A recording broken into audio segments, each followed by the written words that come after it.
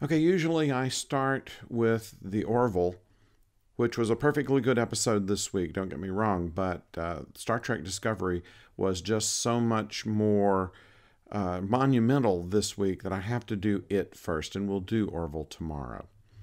So, my review and recap of Star Trek Discovery right after this.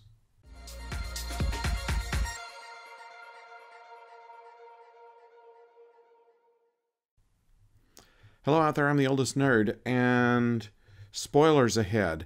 There's no way that I could talk about this episode without saying some of the monumental things that happened in it. So if you have not watched the episode, stop right now, go watch the episode and come back, because this is big. We now know who the identity of the Red Angel is, and we were started with a complete red herring.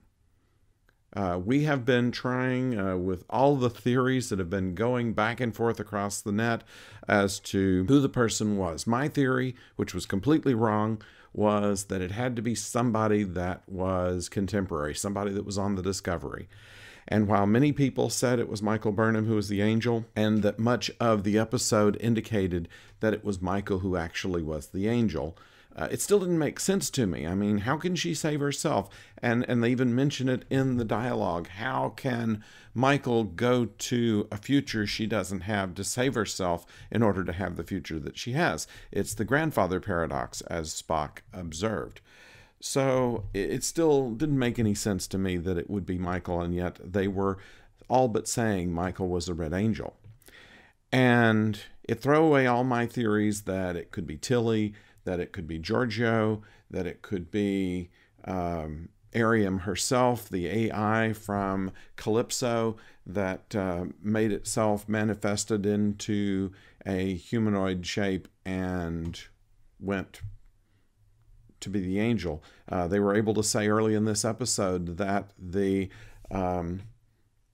bioneural signature of the Red Angel was Michael.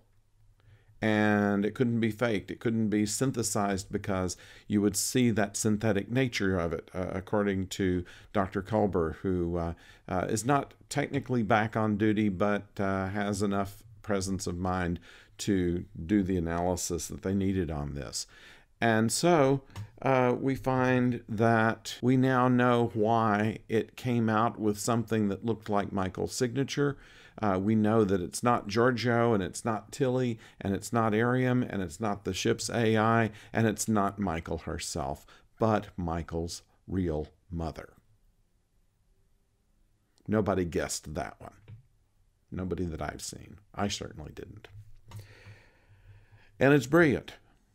I have to say that makes sense. Who else would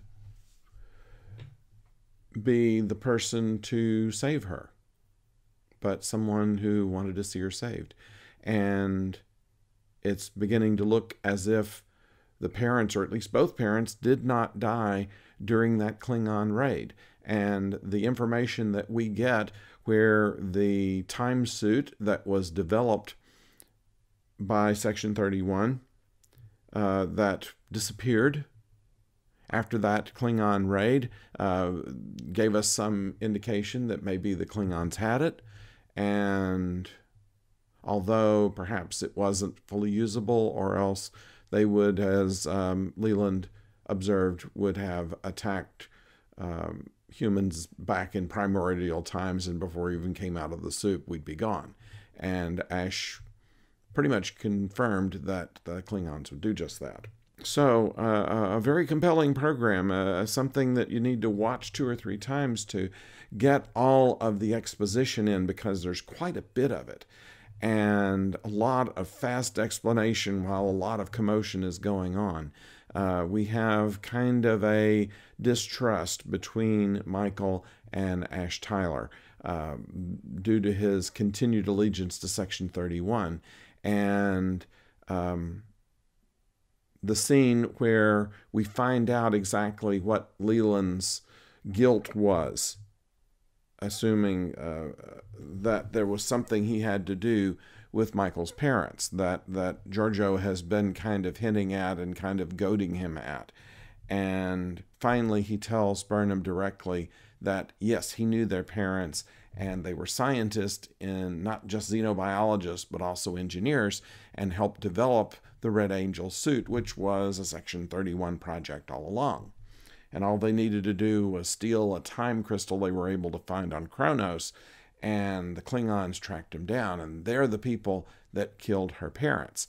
At least that's what Leland thought. And certainly that's what Michael thought when she punched him, once for her mother and once for her father, and decked him with a bloody nose. Leland took quite a beating this episode, by the by. Certainly Giorgio didn't have near as much repercussions of not telling Michael, because later on she says, yes, I knew about it, but it wasn't my story to tell, and Michael pretty much accepted that. Even Spock chips in on this when she's trying to get rid of her anger by beating a boxing dummy. And Spock comes in and gives one of the best lines of the show. I wish I had been there when you did. Indicating that he would have gotten some amount of satisfaction from seeing her deck Leland as well. Obviously, he had his own issues with Leland for having framed him and kidnapped him and drugged him and tried to destroy his mind by finding out what was in his mind. And we find out from all of this that the reason that Section 31 was pursuing the Red Angel was not because they didn't know what it was, but because they wanted to know what happened to their suit. And apparently what happened to their suit is that Michael's mother got away with it and has proceeded to try to save Michael at various critical points during her life, like when she tries to run away from her Vulcan home, when she's almost killed on the asteroid where they find Jet Reno.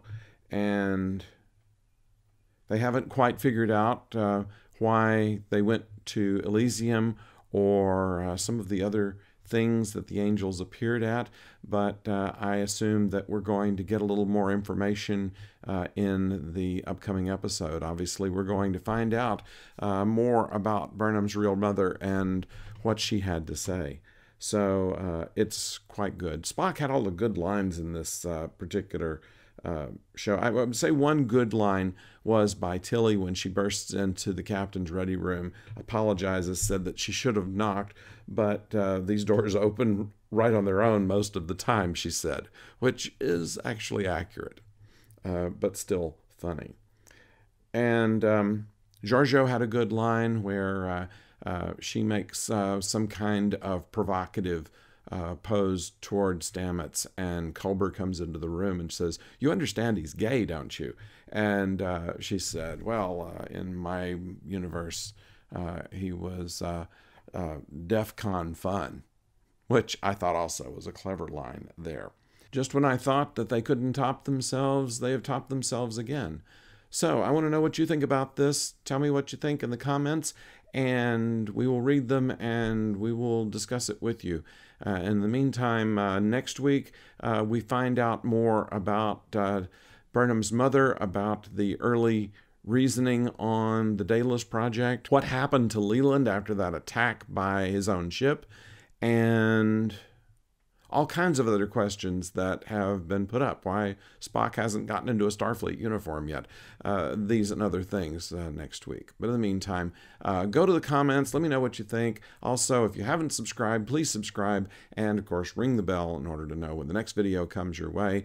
And we will get to work on the Orville fairly soon. Until then, don't go far.